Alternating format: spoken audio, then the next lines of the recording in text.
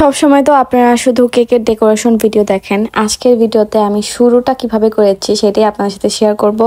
তো এখানে আমি 10টা ডিমের সাদা অংশ স্ট্যান্ড মিক্সারে দিয়ে দিয়েছি চিনি দিয়ে।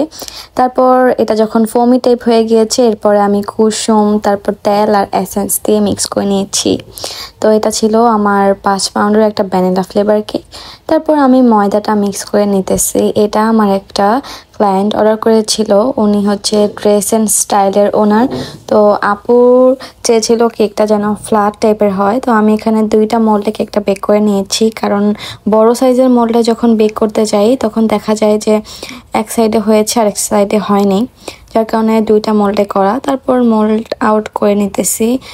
এখানে আমার 2টা মোল্ডের সাইজ ছিল 10 ইঞ্চি করে, একটা ছিল 10 ইঞ্চি সাইজ আর একটা ছিল 9.5 ইঞ্চি বা 9 ইঞ্চি টাইপের হইতে পারে। তো আমি তিনটা করে 6টা স্লাইস করে নিয়েছি 2টা কেকের। এখন আমি এটা আমার সাইজ অনুযায়ী ক্রাম কোট করব। এটাকে আসলে আমি জোড়াতালি কেক বলি, কারণ এই কেকগুলা আসলে জোড়াতালি দিয়েই বানানো হয়।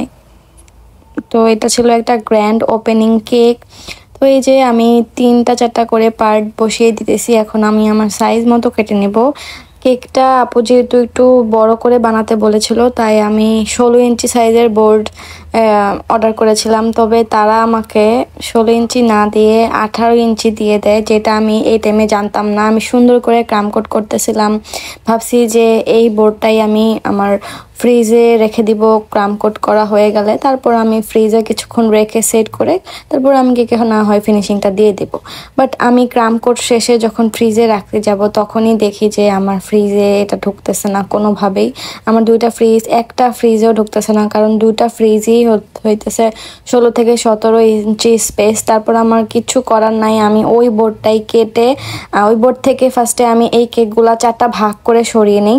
সরিয়ে পরে বোর্ডটা খালি হওয়ার পর আমি বোর্ডটা কেটে আমি আমার সাইজ মতো করে নেই। আর বোর্ডটা কাটার পর যেহেতু সাইড দিয়ে নষ্ট হয়ে গেছিলো, তাই গোল্ডেন কালারের ট্যাপ দিয়ে দিচ্ছি, এটাতে সুন্দরই লাগতেছে। তারপর কিছুক্ষণ ফ্রিজে সেট করতে দিয়ে আমি কেকের মধ্যে ফিনিশিং করে নিতেছিলাম। এখানে অফ হোয়াইট কালার ফিনিশিং করতেছিলাম। তাদের পেজের লোগোটা যেহেতু ব্ল্যাক কালার, তাই আপু বলেছিল হোয়াইট অ্যান্ড ব্ল্যাকের মধ্যে যেন করি। তো এই প্রথম আমি এত বড় ইডিবল ফটো কেক বানাচ্ছি। আমি খুব নার্ভাস ছিলাম, আর এই টাইমে তো মানে আমার অনেক ভয় লাগে যে কখন জানি ছিঁড়ে যায় আর কি ছবিটা, কারণ অনেক বেশি পাতলা হয় এইসব ইডিবল ফটো কেক। ভাইয়াকে আমি একদিন আগে অর্ডার দিছি, তো ভাইয়ারা একদিনের মধ্যেই ডেলিভারি দেয়। তার সাথে আমি আমার বিজনেস লাইফের শুরু থেকে আমি তার থেকে ইডিবল ফটোগুলো নিয়ে থাকি। তাদের পেজটা আমি কমেন্ট সেকশনে মেনশন করে দেবো অবশ্যই।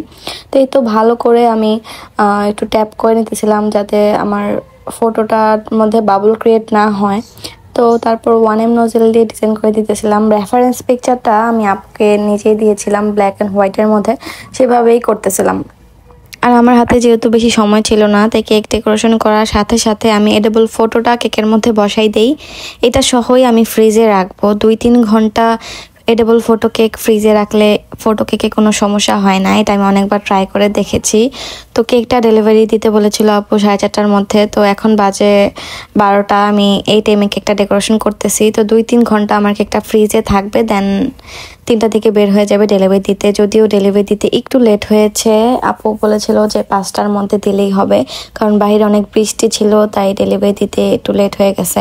তো এরপর আমি ব্ল্যাক কালারের গানাশ দিয়ে ফ্লাওয়ারটা দিয়েছি, কারণ এখানে ব্ল্যাক কালার ক্রিম ইউজ করলে খুবই তিতা লাগতো খেতে, এটা মাঝে মধ্যে তিতা লাগে। তো ভাবলাম যে এটা না দিয়ে গানাশই দেই। তো কেকটা আমার হাজব্যান্ড সেফলি ডেলিভারি করে আসে শান্তিনগর। আলহামদুলিল্লাহ, তারা নাকি কেকটা অনেক বেশি পছন্দ করেছে, আপু আমাকে জানালো।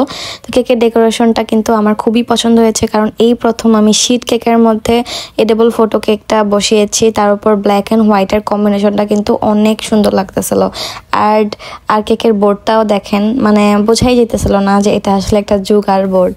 তো যাই হোক, সবার কেমন লেগেছে অবশ্যই কমেন্ট করে জানাবেন। আমাদের জন্য দোয়া করবেন। আল্লাহ হাফেজ।